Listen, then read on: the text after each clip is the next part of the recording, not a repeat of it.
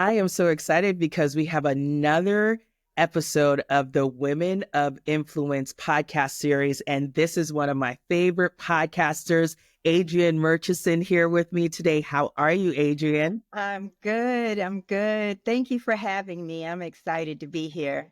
Well, I'm so excited to have you on the podcast because I was on your podcast about what, year, 2 years ago? Yes. So it's only right that you are one of the women of influence that I want to talk to. Oh, So thank you thank you. for coming on the show. Before we get started with my questions, I want you to share a little bit about yourself and what you do to the audience, and then we'll get started. Well, I am multifaceted. Yeah. I am a journalist. I'm a news journalist, and I'm also a podcaster. And my podcast mainly is spirituality. I actually have a few, but my main one is spirituality, which is Let's Start Healing. Yeah. But I've also brought my podcasting into my journalism work. So I launched a podcast called Voices of College Park because College Park is one of the cities that I cover locally. And so I talk to people about issues that come up in the city of College Park with their local government. So I guess I'm an entrepreneur. So I'm a freelance news journalist, and I am working to grow my podcast and monetize it. And that's really what my passion is. But I bring my skills, my journalism skills, to that platform also. I love that. And you must have been looking in on my notes here because what you explained aligns with what I want to ask you today. So you got it, girl.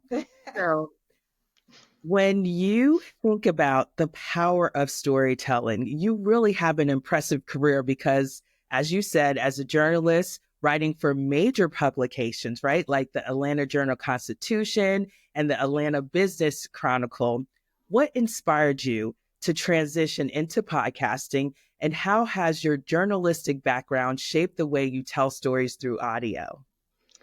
Well, from childhood, I have loved talk radio. I mean, I would say from when I was about 8 years old, and I was listening to issues in the Black community Wow, on this radio show called Express Yourself, I love it. and I have just always been into it. And talking to people is really my jam, just having conversations, and then if I could talk about spirituality, that's even better for Yeah. me because that's a real passion. So I had been wanting to do podcasting for quite a long time, and then finally in 2019 I said, I'm going to just do this right now. I'm just going to start getting into it, get the equipment that I need to get started and stop putting it off. And what I found is because I'm talking to people and I'm researching their backgrounds and I'm interviewing them, I'm really bringing my skill set to the platform. I love that. And I love that you're able to give the community a voice by using your skills that you know. So, through the Voices of College Park, you amplify local voices on government issues and community concerns. So, what has been some of the most impactful stories you've covered, and how do you approach sensitive topics in a way that fosters real dialogue and change? Wow. Well, with sensitive topics, I think that you can only approach it head on.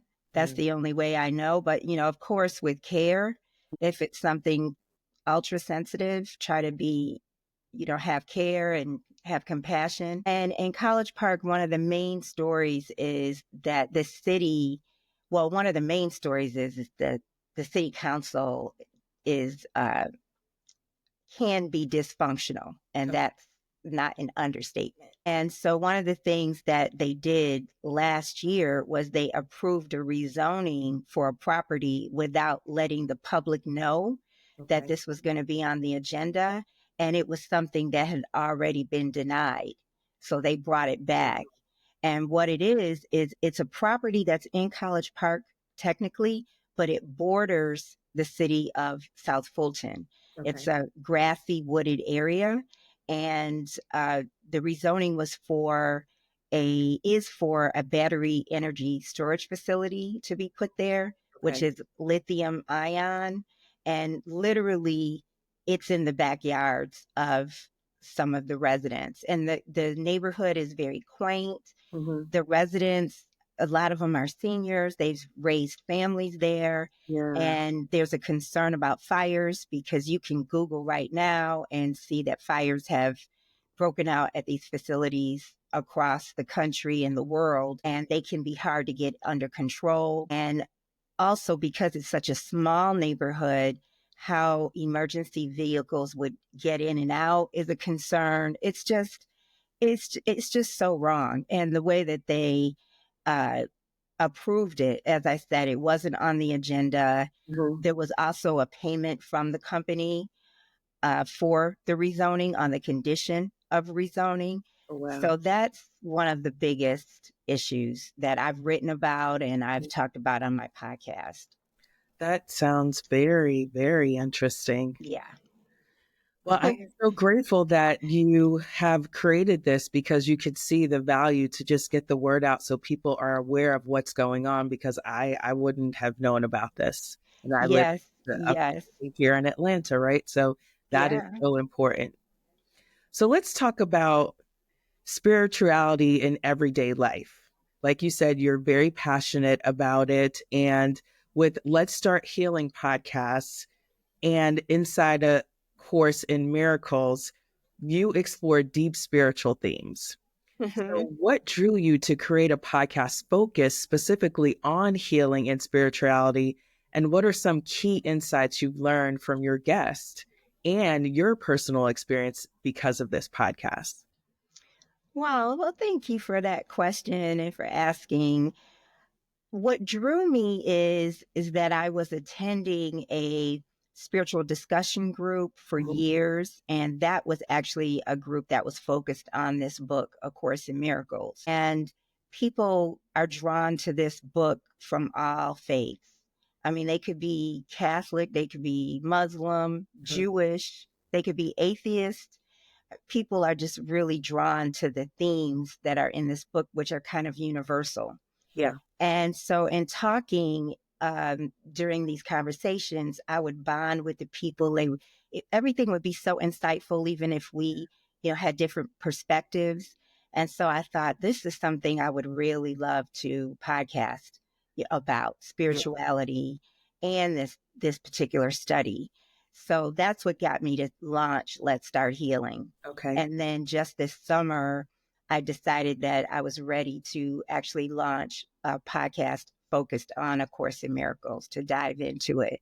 Yeah. But what I've learned is just how people approach their relationship with God, how they listen or their higher power, Yeah. whatever they call that divine entity, how they're listening when they hear, what they pay attention to.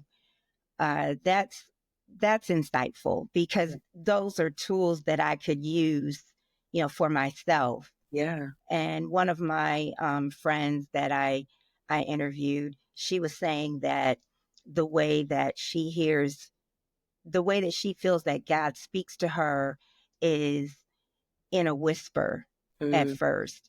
And then she's just patient because say it might be an idea that she has, and she'll know that it's coming from God. And then she'll just be patient and she knows that it's going to unfold for her. I love that. I love it too. Yeah. I believe God doesn't yell at me. I believe that God truly speaks to me in a very quiet, calm, but it's so reassuring. And for me, I know it's not me. You know, Hmm. it's within me, but it's not me. So I love Yeah. that. That Yeah. makes sense to me totally. So for women looking to step into their own voice, whether in media, storytelling, or personal transformation, what advice would you give them about embracing their truth sharing their stories and making an impact? Wow. That's a big one for me. I love the way that you put that because I kind of say that in a much using much different words. And I Yeah. love the way that you characterize that. I suggest that have fun Mhm. getting to know yourself Yeah. and getting to know what you like and what you don't like and what moves you, and be curious and just have fun learning yourself and what you're comfortable with.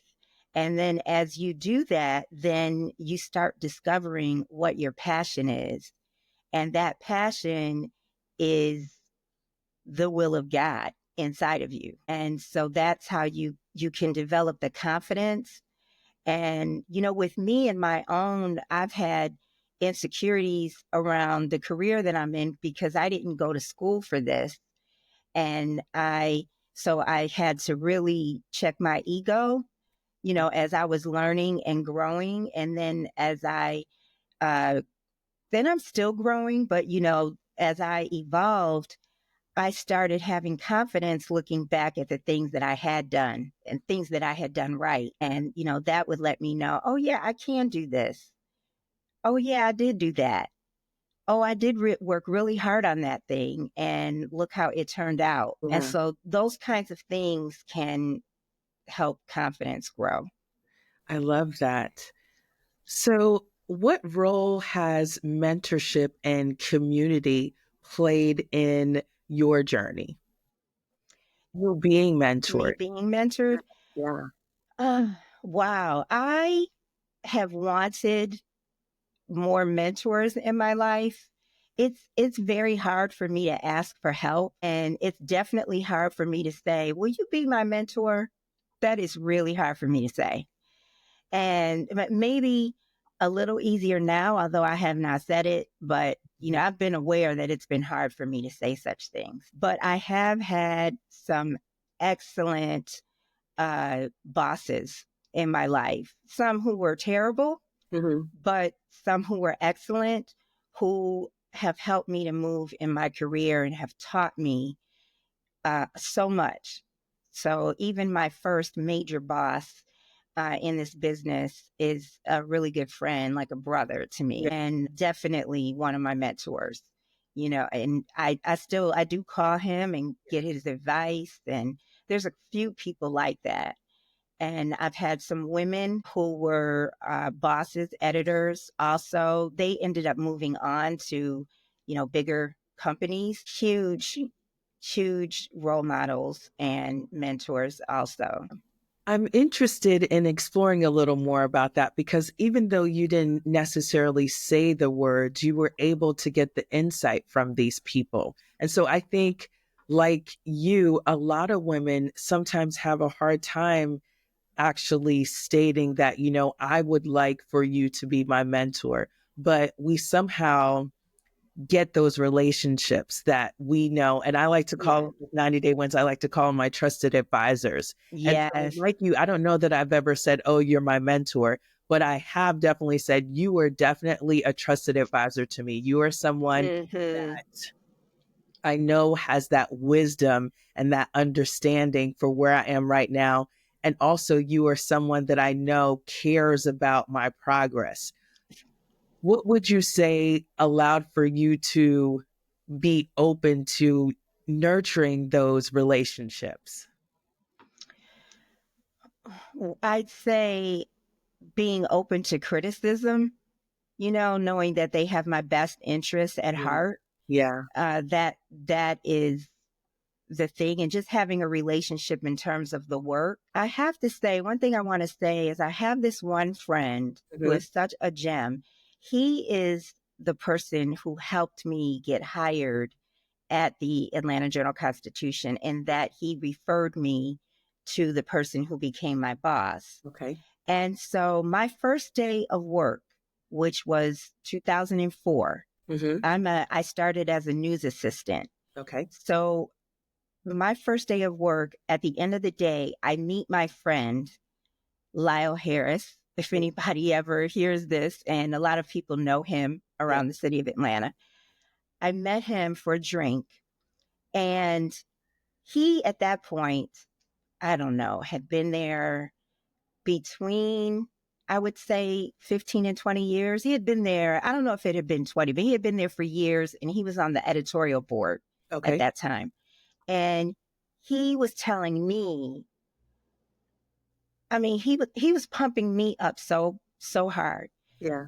Adrienne, you're really needed here at this newspaper. Wow. Voices like yours are really needed, and you're going to just do some amazing things. And I mean, I had done zero.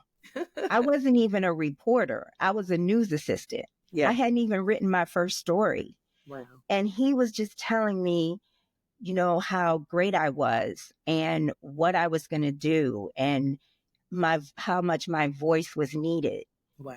And I think that it is so important to let people know that you believe in them. Yeah. I mean, it does wonders. It really does wonders. Yeah.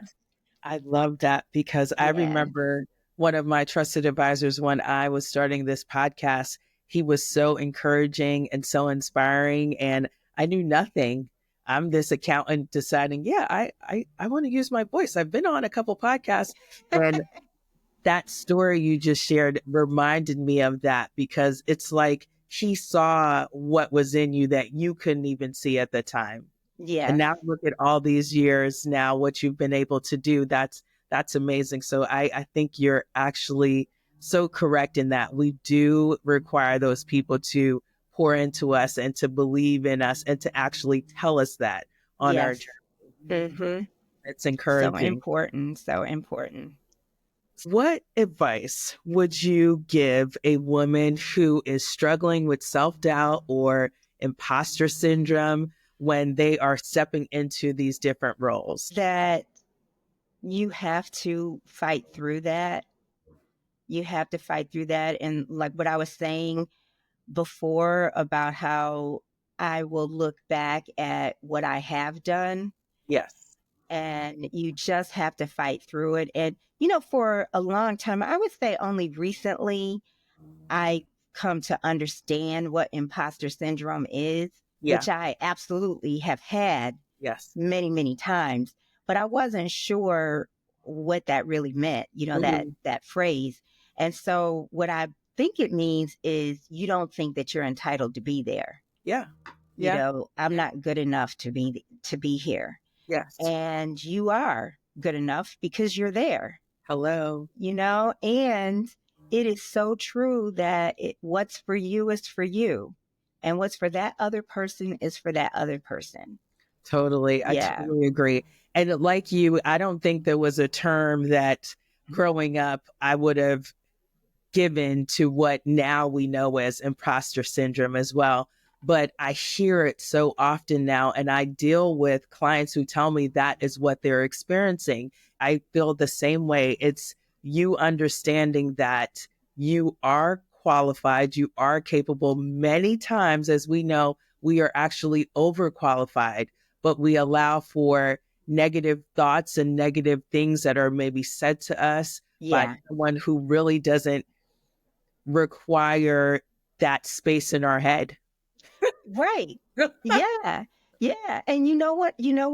It's important to remember what you know as a person, like what you know outside of work. So outside Mhm. of work, you have all these sensibilities, you have all this intuition and common sense, and that does not go away when all of a sudden you're in a work environment. And when someone says something that's not valid, and just because they say it in a work environment does not make it valid. I mean, maybe it is valid.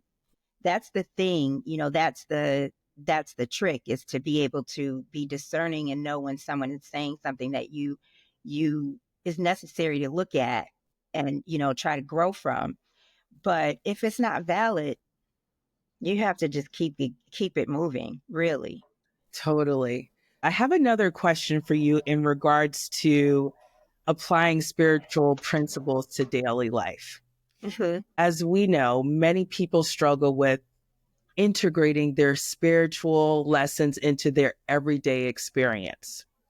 So, how are you able to apply core principles of some of the things you talk about in A Course in Miracles, such as forgiveness and shifting your perspective and releasing, your fears into your daily challenges? Because, it's such a difficult time right now. And Yeah. so, like you said, to be able to discern, okay, is this constructive criticism or am I being belittled? Yeah. So Yeah. what are some things that you have found helpful based on your studies in A Course in Miracles to be able to walk this journey?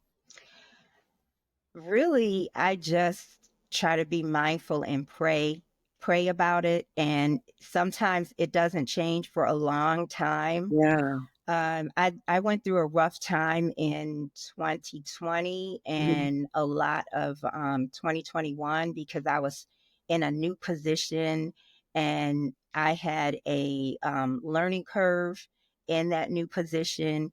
And I had a boss who was excellent in their skill set, Okay. but not an excellent boss.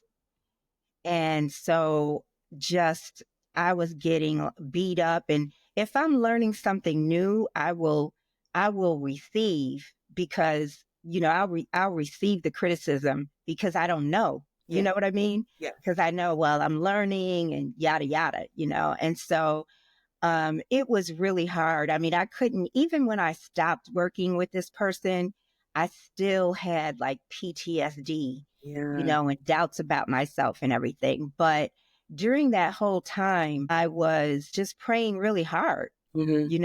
That's all I could do.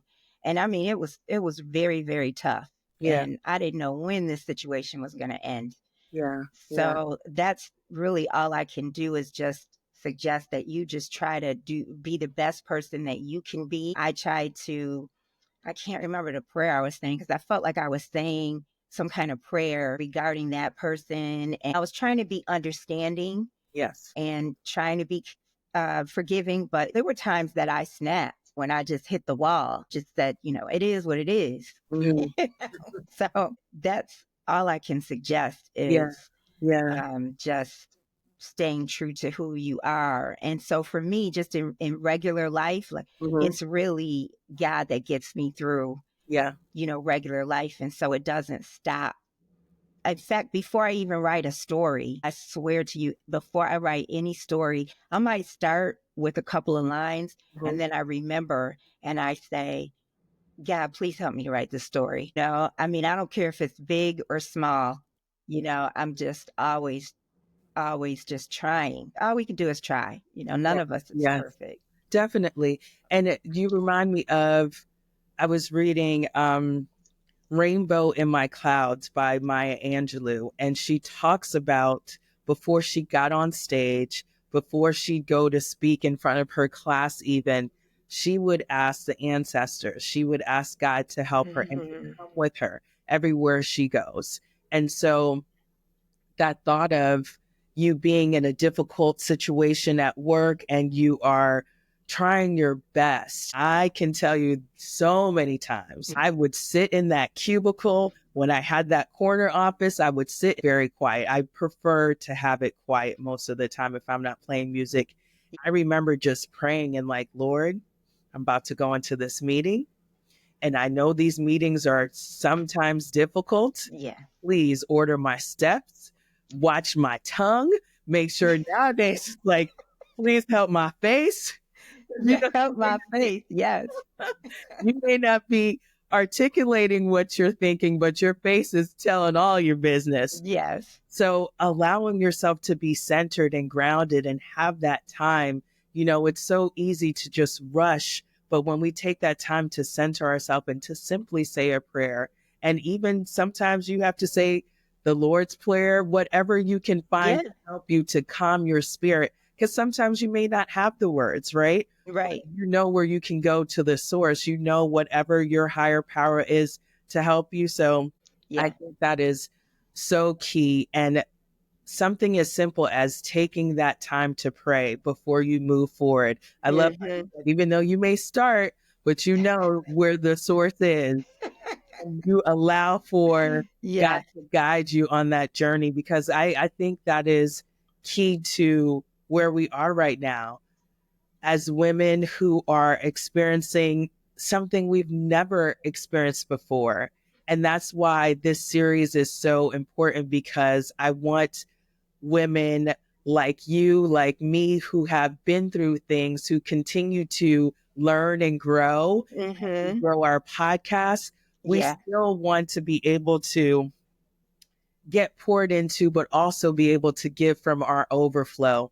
And something so precious as making sure you have that time to pray and just ask for your help as you go on this journey, because you can't do it alone. You can't. Mm-mm.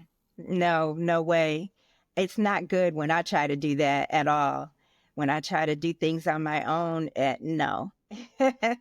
No. If I get really stressed, I might go into a try to control mode, Yes, but that never really works out for me. It works out for me when I pray about it or I ask God for help.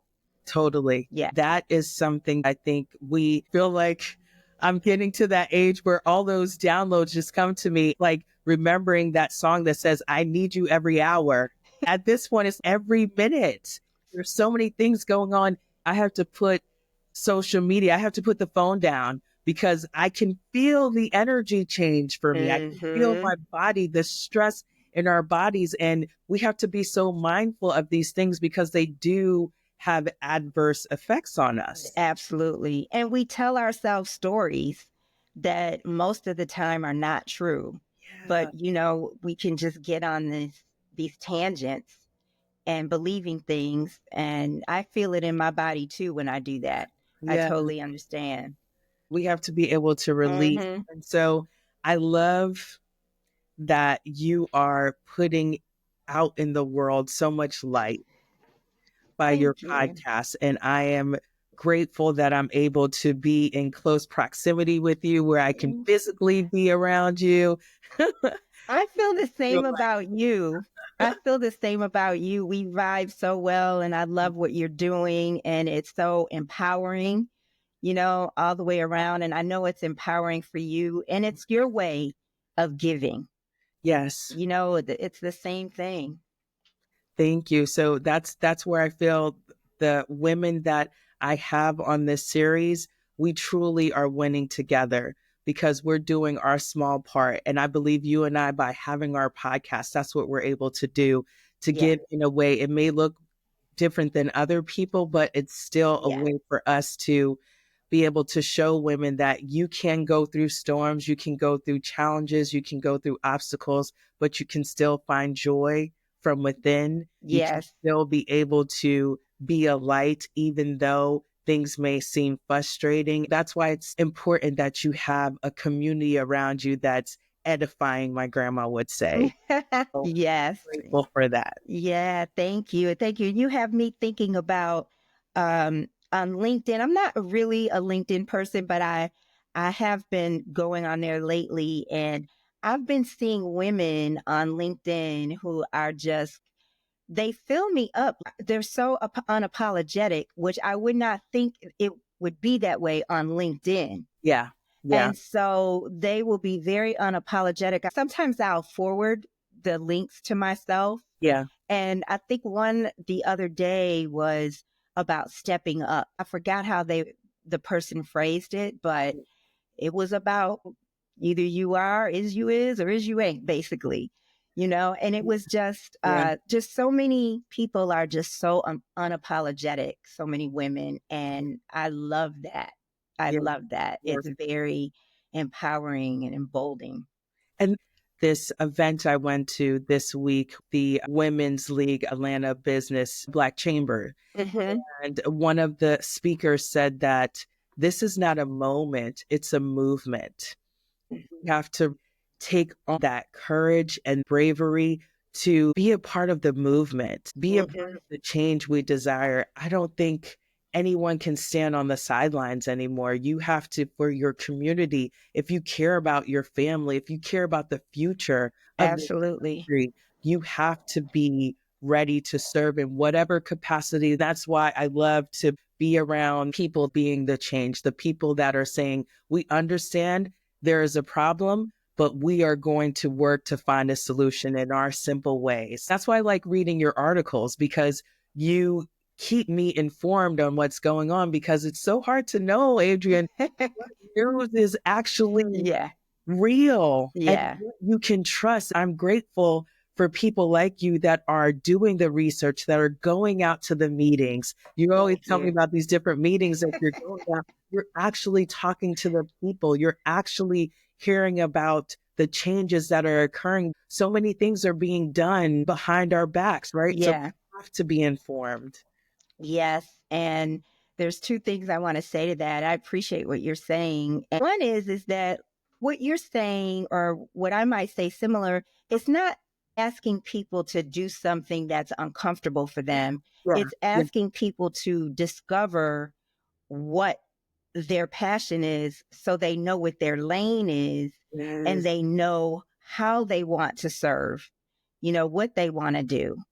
So that's the one thing. Yeah. And the other thing, as far as where you live, it is important to at least go on the website of the city that you live in, look at their meeting agendas and see what's on it. And most cities since the pandemic Hmm. do stream their meetings, and they're on YouTube or on their website. But there's some cities that I really have take issue with who don't do that. Yeah. And because then I'm like, what are you trying to hide? You That's know? it. That's it. But anyway, scan the agendas. So then you know if there's something that affects you or matters to you. Like maybe they're going to build something in, a neighborhood. Maybe they're going to close a school. Maybe they're going to tear something down. Maybe they're going, if you live in an apartment, Yeah. maybe they're going to tear down the apartments. Maybe there's a rezoning that's up for approval for the property that your building sits on. Yeah. So there's so much that you can just go. It's not like you have to be bored. You can go look at the agenda, and then if find out if the meeting is streamed, and you could go watch it at your convenience, or you could Yeah. call somebody about it. But it is important to know what's happening. See, I'm so glad you mentioned that. So true. That to me is a call to action here, because we can't be complaining about the things that are happening in our community and we're not even going to understand until it's too late. We Right. have to get involved. Such a simple way for you to do your part. Another thing I heard in this session earlier this week, one of the ladies was saying that Mr. Russell from the Russell Center downtown, he was a part of the movement with Martin Luther King and all these other leaders, but you never really heard very much about him. This lady had asked him, well, I've never seen you. And he simply said, which I thought was brilliant. He said, well, who was going to bail them out? If I got arrested with that, Oh yeah. Yeah, exactly. I went to the anniversary of Citizens Trust Bank. It was an event outside of Citizens Trust Bank okay. about 2 or 3 weeks ago. And that is exactly what they said. That bank, it was necessary, not just for development, but it was necessary to bail out civil rights leaders. Yes. Yes. And so that Hmm. to me is wow, it just gives me chills Yeah, because, like you said, I don't necessarily have to be on the front lines of anything, feeling that I need to be one of those people, you envision them being on the bridge and them being hosed. And like, there were so many people that played a role for them to even be there. You've got to figure out what works for you, what role you would play in this season, because we are exactly. in a movement, but it starts with you deciding that I cannot just sit out. I cannot act like I Not right now. see this. What future do you want for your children? I always think about, what future do I want for my daughter? What future do I want for my nieces and nephews? What future do I want for myself? If I am not engaged in knowing what's going on, I'm grateful I have friends like you friends like our friends Doris Zakari that Yes. that Oh, are yeah. in the trenches that will simply send an email, say, hey, we're going to be here. Hey, this Hmm. is going on. Hey, have you seen this? Hey, go look at this, to help us. And even by what they post on social media, you can find your area, you can find the things that matter to you, and you can get involved. Yes. That is so true. That is so true. I mean, social media can help you some, whatever local, if you want to go to the website of Yeah. whatever news, Yes. that you cover. I just did a story and this was reported on already. I just expanded on the what the author was saying. Okay. But I just did a story on at the Carter Center, they Mhm. canceled uh, 3 book events Oh, wow. that were going to be held there. And the book events were, they've been moved to other locations. Okay. And so there's a question about why they were canceled. And did the Carter, I said the Carter Center, but it's the Presidential Library, Okay. the Carter Presidential Library, which Yes. is, at that location. Yes. And the library is an entity of the National Archives. Oh, And so the National Archives is saying that they did not uh, order them to cancel the events, but in their statement, they kind of set it up on we have standards, yada, yada, yada. But having said that, the Carter Center is empowered to do whatever they want, something like that. wow. And so in the Carter Center, when I tried to talk to them, the woman pretty much hung up on me after Mhm. saying she did say that the National Archives did not order them to cancel the events, but they've told other people that this did come from down from Washington, Mm. and they said that it was some budget cuts. But the one of the authors, so one of the books is a woman who wrote a book about citizenship schools, Okay. which were schools. It was a term for classes that were held during the civil rights movement for Black people who couldn't read or write. Okay. And it prepared them for literacy tests in order to be able to register to vote. Okay. And the classes were held in secret. And so a woman wrote a book about that. And Hmm. then a man wrote a book about 5 working homeless families in the city of Atlanta. Wow. He wrote a book about that. And then someone else wrote a book about climate change and how it affected a community. And those 3 books were Wow. nixed for March and April at the Carter Library. Okay. And now they're going to be held at other locations. Okay. And so the author of the book, related to the civil rights movement, she was very vocal about her concerns Hmm. about this being something from the Trump administration, Yeah. because he fired the head archivist at the National Archives. Wow. And, just trying, it's important to not try to ignore Black history Yeah. and how these things are important. And, so it's like so much goes on and it's easy to miss these things, Yeah. you know, and it's just really important. Yes. And I think now more than ever, us being able to have these platforms and to share stories like this. And so I would encourage the listeners to be engaged, to follow your podcast, to follow my podcast, to follow people that we're talking about, because there is definitely a,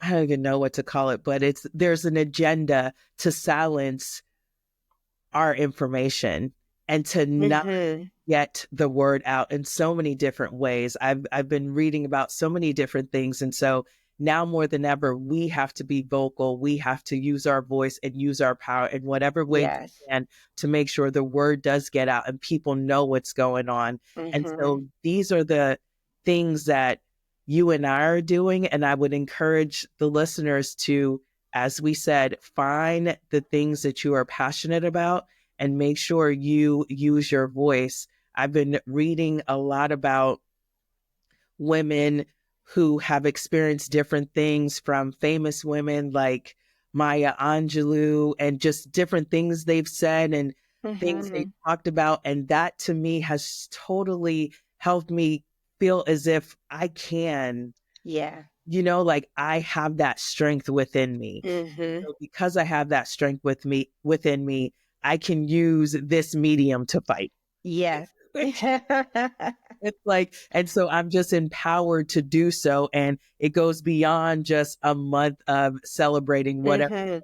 says this is what you have, right? It's like, this is our life. This is our history. So Exactly. what side of history will we be on? Exactly.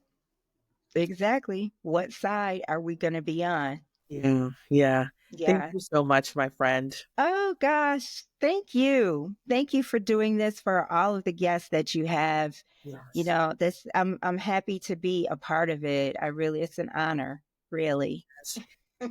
So we will be talking definitely, but thank you once again. Thank you.